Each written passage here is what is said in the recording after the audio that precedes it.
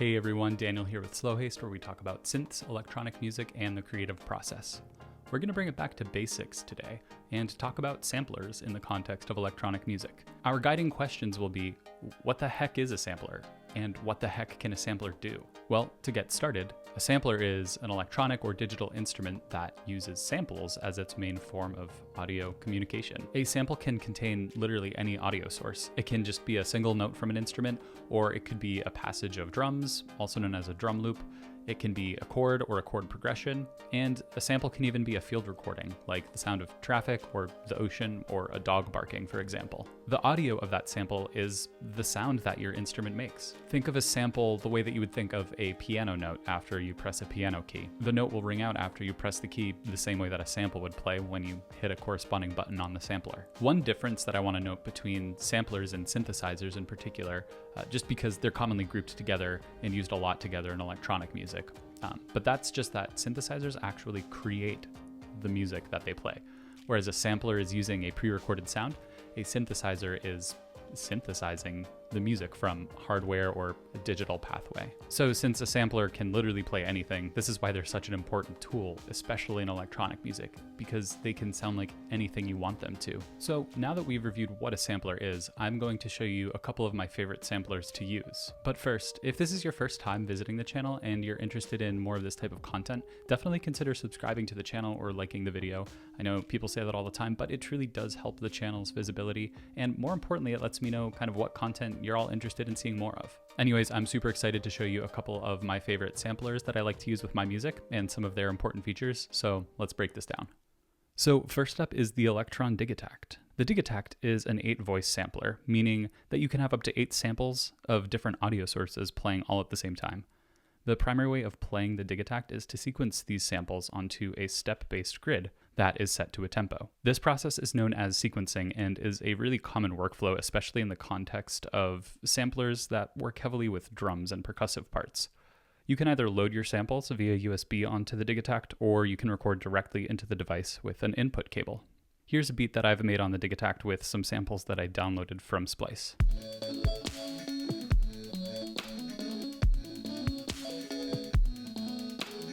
And you can look at the waveform of that main melodic sample playing. And each of the samples lights up when the respective trigger is playing. So you can hear the kick on 1 and the hi-hat on 5.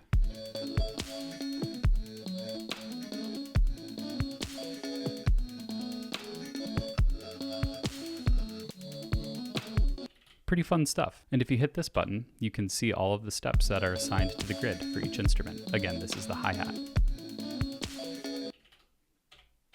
So I have some sounds here, and I'll just show you really quickly how to sequence a beat. Let's turn our metronome on.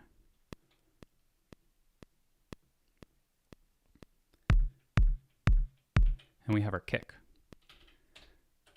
So there are 2 ways of doing this. You can punch them in like this, or you can play them in live.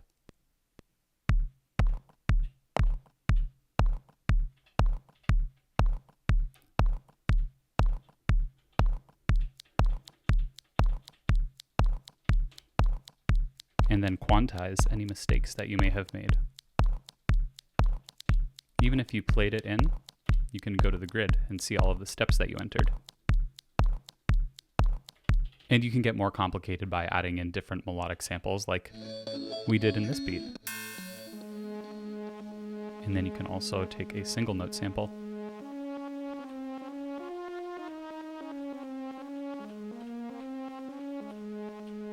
and play a melody like that. You can also go to this page to see each source's separate waveform, and you can see I have it playing in reverse right now, but let's play the sample forward and set the start time and extend the end time.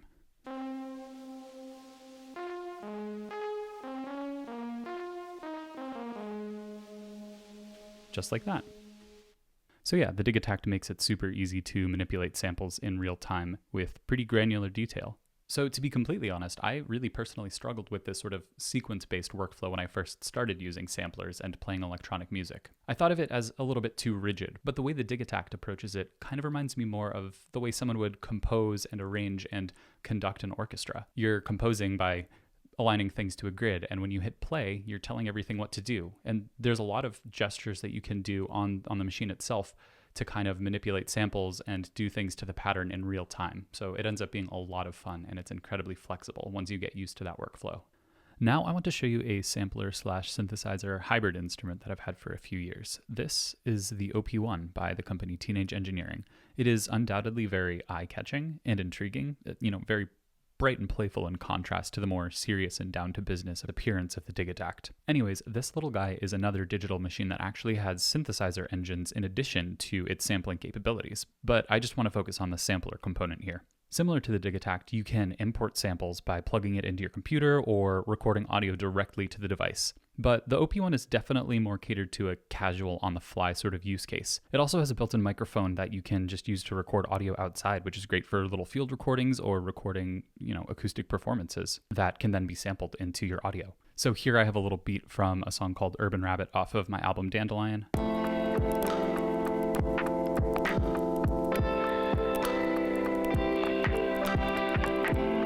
And this is mostly made of samples. You can see there are different tracks. This sound comes from a sample that I downloaded online of an electric piano. These are just some drum sounds. Some more drum and synth sounds. Some of these come from the synthesized engine. And then this is a combination of electric guitar recorded from the direct input, and also some like snapping and tapping sounds I made with my fingers on the table that you can hear. And altogether, it comes up with this cool little beat. You can record everything to this digital tape track, which is really fun. But I want to show you the sampler now. So here we are at the sampler, and you can hear my audio input, and I'm just going to say, My name's Daniel.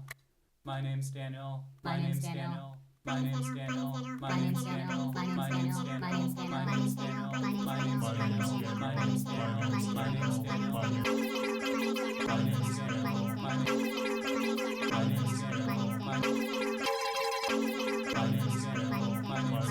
So you can see that it can get out of hand pretty quickly, but we got some cool rhythmic stuff going on there. Clearly just kind of a goofy exercise, but you can actually make some really serious stuff with this thing. I have a couple of albums that primarily use samplers of my modular synth recorded to and then arranged within the OP1. And in general, I have to say that the sampler can do a lot more heavy lifting than people tend to give it credit for. So as you can see, even though a sampler's primary function is just to play back a recorded sound whenever you hit a corresponding button, you can see that the final output you get when using a sampler as a focused instrument can just vary so drastically depending on the workflow of the instrument that you're using. There are dozens and maybe even hundreds of really fantastic samplers on the market right now, and the Digitakt and OP1 is just what I ended up with personally. I think their workflows complement each other really well, and they definitely, fall into different niches within my preferred sampling workflows, so they work for me. Two other wildly popular lines of samplers include the Akai MPC lines and the Roland SPX line. I've personally never actually played with either of them, but I know people who have and people swear by them, and I actually really want to try them out. There are also really affordable samplers to kind of get your feet wet if you want to try it out before committing to a more expensive machine. A great example would be the Teenage Engineering PO33 or the Elektron model samples. Also, if you have a DAW, a digital audio workstation, recording software on your computer, it's basically a sampler. There are also like sampler plugins that you can use, but you can just mess around with audio waveforms within the different tracks in a DAW and use it like that. There are also tons of great phone apps for sampling. One that was recently brought to my attention is called Flip by Andrew Huang, and it seems like a really fully functional sampler, especially for a phone app. If you are interested in picking up a hardware sampler at some point, I do recommend playing around with some of these software or more affordable options, just so you can kind of get an idea for the workflow and get a feel for how sampling might look for you integrated into your music. It's also just really good to establish yourself with some familiarity and foundations before diving into a new workflow. Anyways, that's going to do it for today's video. Thank you so much for watching. I hope you enjoyed the video, and please let me know if there are any samplers that you've been working a lot with recently that you're really enjoying. It's always great to share some advice for beginners if you're a more seasoned user and just get some discussions going. Anyways, thanks so much for stopping by, and I'll see you next time. Peace.